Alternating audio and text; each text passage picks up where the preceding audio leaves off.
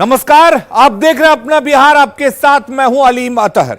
बढ़ते कोरोना संकट के बीच बिहार में और सख्ती की गई है। अब बिहार में कर्फ्यू के समय में बदलाव किया गया है। आज से शाम 6 बजे से सुबह 6 बजे तक कर्फ्यू लगाने की घोषणा की गई है। हालांकि दुकानों को शाम 4 बजे ही बंद करा दिया जाएगा। वहीं राज्य सरकार ने शादी समारोह में सिर्फ 50 लोगों को शामिल होने की अनुमति दी है और इसके साथ ही श्राद्ध में सिर्फ 25, जबकि अंतिम संस्कार में सिर्फ 20 लोग शामिल हो पाएंगे। इसके अलावा सरकारी या गैर सरकारी दफ्तरों में 25% कर्मचारी ही एक दिन में काम कर पाएंगे।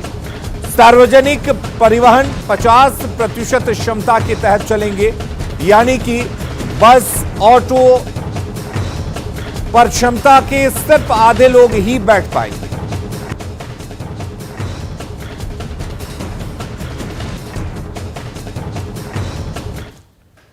तो सरकार की नई गाइडलाइंस को सत्ता पक्ष के साथ साथ विपक्ष के नेताओं ने भी बेहतर बताया है। उनका कहना है कि इससे कोरोना पर नियंत्रण करने में मदद मिलेगी।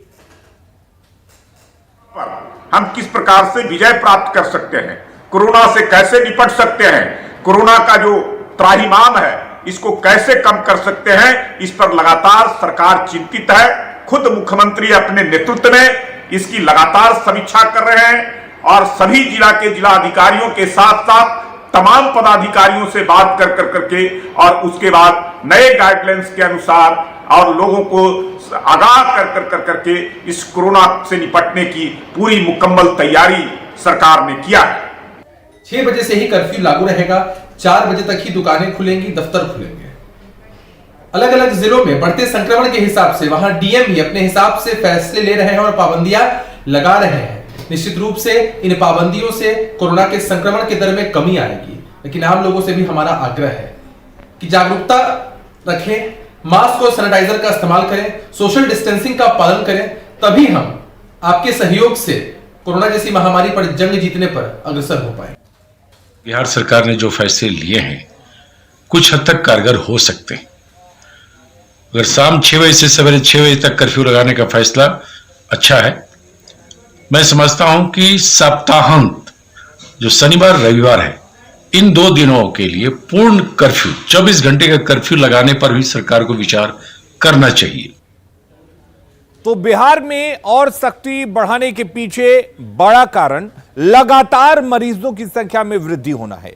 बिहार में जहां पहले 12,000 मरीज मिल रहे थे, वहीं अब यह आंकड़ा 13,000 के पार पहुंच चुका है। पिछले 5 दिनों की अगर हम बात कर लें तो 24 अप्रैल को 12,359 केस मिले थे और 25 अप्रैल को यह आंकड़ा बढ़ जाता है, 12,795 केस मिलते हैं।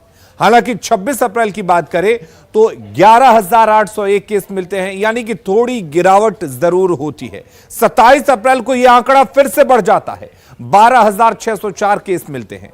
लेकिन 28 अप्रैल को पिछले सारे रिकॉर्ड तोड़ते हुए आंकड़ा 13,000 के पार पहुंचकर 13,374 तक पहुंच जाता है, यानी कि 5 दिनों में 62,933 मरीज मिलते हैं। तो आप अंदाजा लगा सकते हैं कि बिहार में हालात किस तरह से हैं और बिहार में सख्ती क्यों की गई है, इसे भी हम समझने की कोशिश कर लेते हैं। दरअसल कर्नाटक सरकार ने रविवार को लगभग संपूर्ण लॉकडाउन का फैसला लिया। मुंबई के बाद अब दिल्ली की हालत बेहद नाजुक है। यूपी के कई शहरों में काफी खराब स्थिति है। बिहार की बात करें तो 5 दिनों में 62,933 यानी कि लगभग 63,000 मामले सामने आए हैं। राज्य के कई जिले ऐसे हैं जहां से अब 500 से ज्यादा मामले लगातार सामने आ रहे हैं। सिर्फ पटना की बात करें तो कोरोना के एक्टिव केस 17,000 से ज्यादा हैं। दिल्ली और मुंबई, बेंगलुरु जब खुद को नहीं संभाल पा रहे तो मेडिकल इंफ्रास्ट्रक्चर के मामले में कमजोर बिहार कोरोना की सुनामी आखिर कैसे झेल पाएगा? बिहार सरकार के पास अब